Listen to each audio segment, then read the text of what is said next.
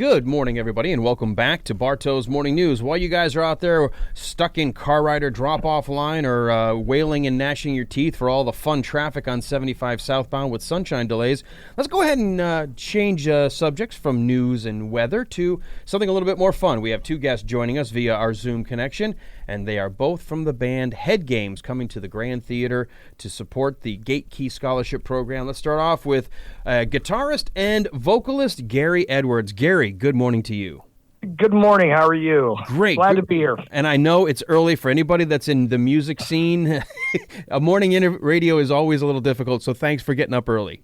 Oh, absolutely. Absolutely. Happy to be here, and we're very happy to be coming to the Grand Theater, and beautiful venue in downtown Cartersville. Let's also bring in, I believe, bassist Andrew Doss. Andrew, good morning to you. Good morning. Keyboardist, actually. Oh, keyboard. Sorry, my bad. I had bassist in my head because my brother is in is a band around Atlanta, a smaller tribute kind of band, 80s and 90s. And I noticed with Foreigner, you guys are 70s, 80s, 90s. So let's talk a little bit about how did you guys decide to start being a tribute band for Foreigner?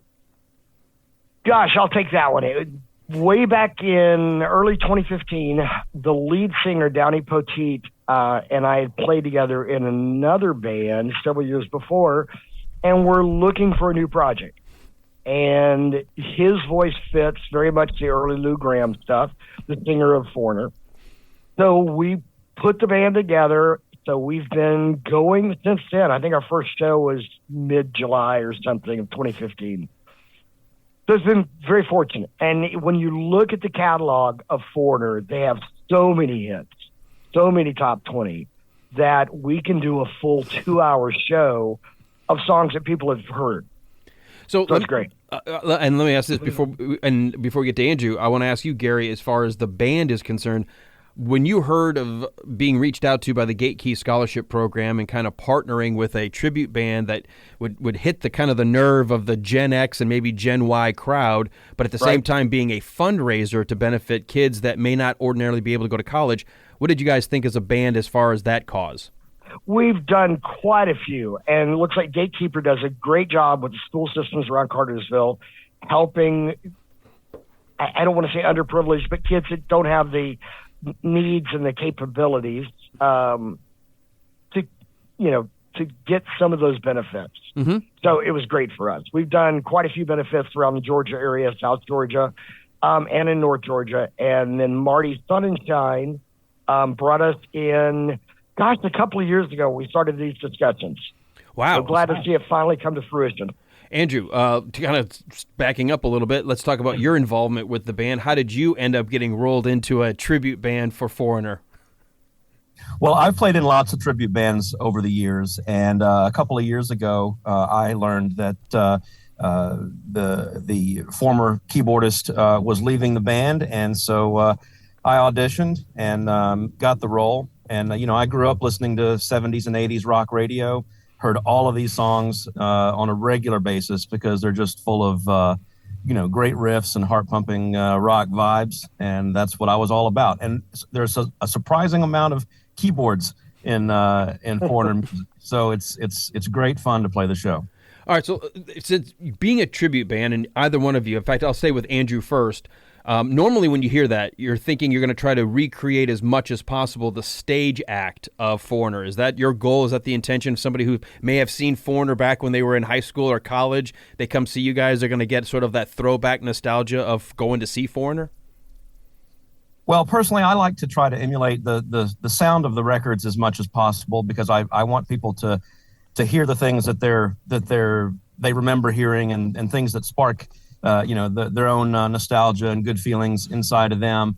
I don't know so much about the stage show or the choreography. I think we bring a lot of our own energy, and so we bring a lot of freshness to some of these sounds while still, maintaining the, just the bedrock of rock and roll that people are used to hearing. And Gary, why don't you just jump onto that as well? Yeah, absolutely. I mean, we've done this. I've been in the industry, since the 80s. So we bring our own style to it, but if you close your eyes, you're listening to Foreigner. I mean, literally, luckily Foreigner was just a very cool band in the 70s and 80s and early 90s that didn't have to put on airs or costumes or those type things.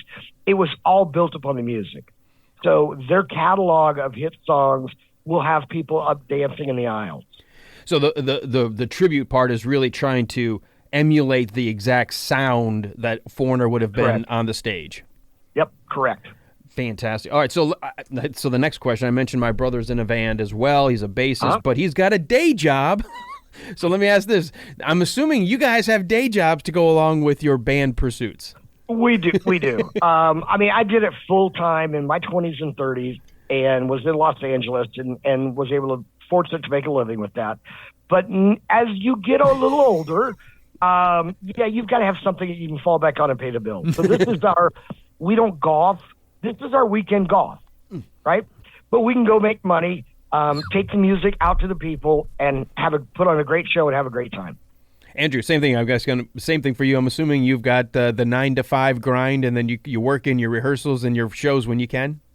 Yeah, absolutely. I've always had a day job, but I've always done music all my life, and it's evenings and weekends. Kind of, I don't even want to call it a hobby. It's really the focus of my life. My day job is really the side gig. Right. The day job helps fund the fact that you like to do this at night. That's right. Yeah. We're here with Gary Edwards and Andrew Doss, two of the members of the band Head Games, a Foreigner tribute band, coming to the Grand Theater to support the Gate Key Scholarship Program. We got to take a mid-conversation break for weather and traffic, but guys, stick around. We'll be right back with more with these two folks and tell you a little bit more about how to get tickets, how to follow them, maybe their social media presence, as well as coming out and getting those tickets at the Grand Theater. Your local time is 7:53. Good morning, everybody, and welcome back. We are midway through our guest interview as we are starting to wind down the second hour of Bartow's Morning News. We are joined by Gary Edwards and Andrew Doss, both members of the band Head Games. You just heard the promo. You heard the spot. It's a Thursday night concert, folks. Don't think of it as a Friday night, but Thursday is great because you've got great dining downtown. You've got the entertainment district. You can grab a drink. You can walk around. But remember, no drinks into the Grand Theater, and we can have some fun, all as a win-win because you'll be raising money for the Gate Key Scholarship Program. Welcoming back Gary Edwards and Andrew Doss.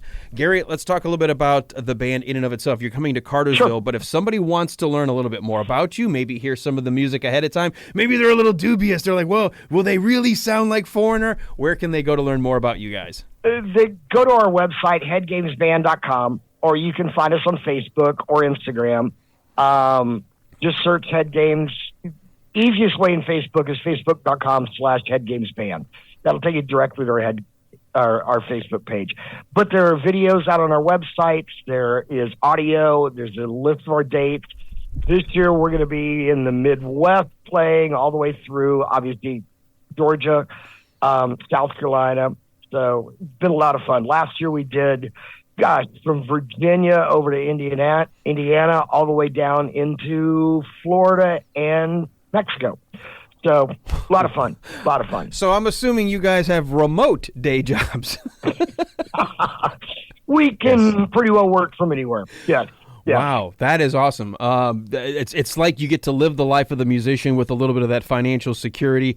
Andrew, talk a little bit about what that's like to sort of have not just a local band out of Atlanta, Georgia, but to be able to be now touring much of the country with your music.